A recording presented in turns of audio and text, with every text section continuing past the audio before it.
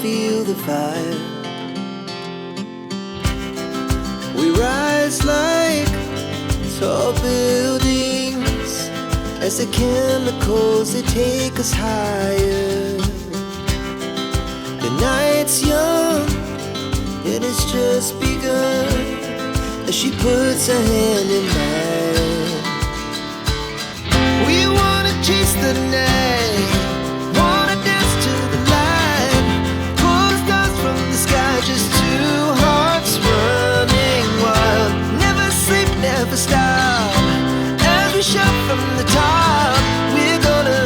We're gonna be two hearts running wild.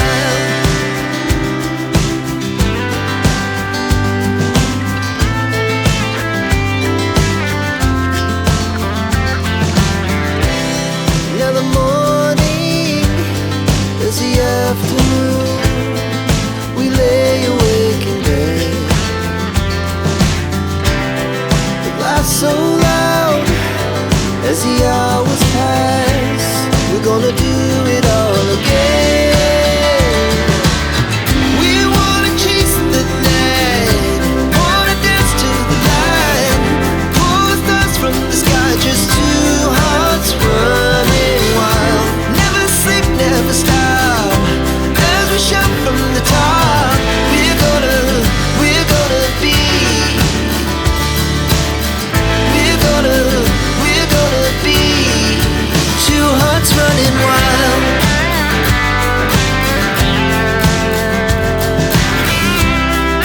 Physiotherapist, नया जीवन physiotherapy.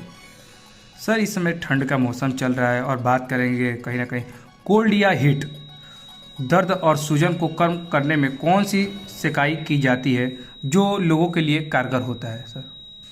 दोनों ही सिकाई कारगर है, लेकिन अगर एक्यूट पेन हो, इन्फ्लेमेशन हो, तो कोल्ड थेरेपी ज़्यादा फायदेमंद है। ये दोनों का सर क्या लाभ है?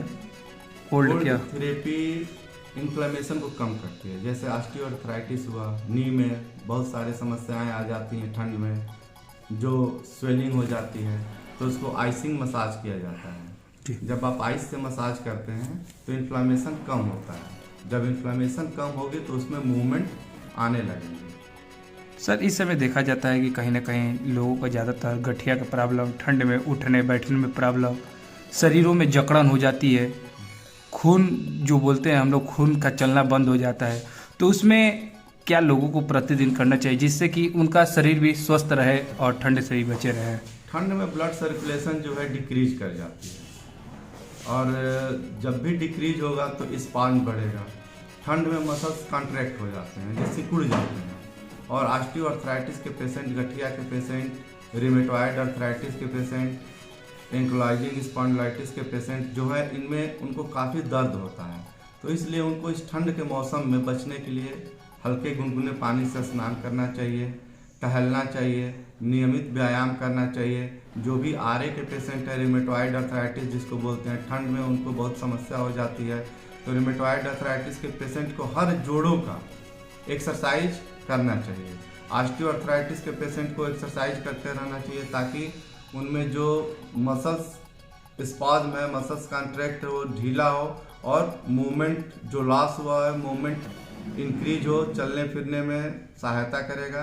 तो इसलिए उनको एक्सरसाइज ठंड में ज़्यादा करनी चाहिए। सर बात की जाए कि जैसे कि ठंड चलता है, लोग सोचते हैं कि अपने शरीरों को मसाज करना, तो क्या ये शरीर मसाज कहीं ना कहीं लोगों के लिए फ़ायदा रहता है या इससे कुछ नुकसान? नहीं, मसाज से बहुत फ़ायदा होता है। मसाज से ब्लड सर्कुलेशन जो है इंक्रीज करता है, लेकिन मसाज सही तरीके से करना चाहिए। किस मसल्स का ओरिजिन कहाँ है, इंसर्शन कहाँ है, ब्लड सप्लाई किधर से जा रही है और किधर जाके किस मसल्स में मिल रही है, तो सही तरीके से अगर मसाज किया जाए तो मसाज फ़ायदा करता है। सर एक लास्ट सवाल, शीत बनाम व्यायाम, जो शीत बनाम व्यायाम के बाद गर्मी, क्या मांसपेशियों में दर्द के लिए कोई स्पष्ट विजेता भी होता है क्या? हाँ। कैसे सर? जैसे शीत बनाम व्यायाम होता है कि शीत में मांसपेशी सिकुड़ते लगते हैं, ज़्यादातर सिकुड़ जाते हैं। तो जब व्यायाम आप करते हैं तो मांसपेशियों में स्ट्रेच आता है, खिंचाव आता है, तो फ्लेक्सिबिलिटी आता है। तो जब फ्लेक्सिबिलिटी आता है तो चलने फिरने में आराम मिलता है, मूवमेंट आसानी से होने लगते हैं, शरीर फुर्तीला हो जाता है, तो इसलिए चलने फिरने में आसानी मिलने लगती है। सर एक लास्ट सवाल और आपसे, क्या आप कभी भी जैसे लोगों को कोल्ड वाटर थेरेपी यहाँ पे किए हैं?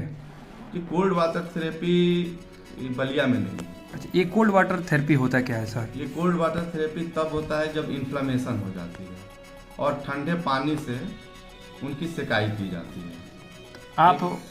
आप यहाँ पे किस तरह की सुविधाएं देते हैं लोगों को? मैं यहाँ पे SWD हो गया, शॉर्ट वेव डायथर्मी हो गया, इंटरफेरेंशियल थेरेपी हो गया, कोल्ड मसाज हो गया, आइस थेरेपी हो गया, अल्ट्रासोनिक थेरेपी हो गया, इंफ्रारेड हो गया, मसल स्टिमुलेटर हो गया, तो लंबर सर्वाइकल ट्रैक्शन हो गया, टेंस हो गया। तो इस सारे चीज़ों से मसल्स स्पाज्म को दूर करके, जो कि ठंडे में मसल्स स्पाज्म ज़्यादा बढ़ जाते हैं, मसल्स में खिंचाव होने लगते हैं, जकड़न बढ़ जाती है, तो सेकाई के द्वारा मसल्स को फैलाया जाता है और फिर एक्सरसाइज के थ्रू द्वारा मसल्स को रिलैक्स किया जाता है, स्ट्रेच किया जाता है। उस वजह से मसल्स में और शरीर में फ्लेक्सिबिलिटी बढ़ जाती है, जिससे चलने फिरने में आसानी हो जाती है और पेशेंट आराम से चलता फिरता है और अपना दैनिक जीवन आसानी से कर पाता है। कितने सालों से सर आप इस सेवा को करते अंजाम देते आ रहे हैं?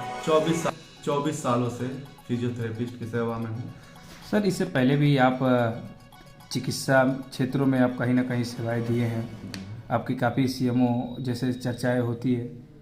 जी हाँ, मैं 2001 से विकलांग केंद्र बिड्ढा में काम किया जी, और 2015 से 2020 तक DDRC डिस्ट्रिक्ट हॉस्पिटल में एज ए इंचार्ज काम किया। और मैं अभी तक बहुत सारे IAS हैं, PCS हैं, उनका भी एक्सरसाइज कराया।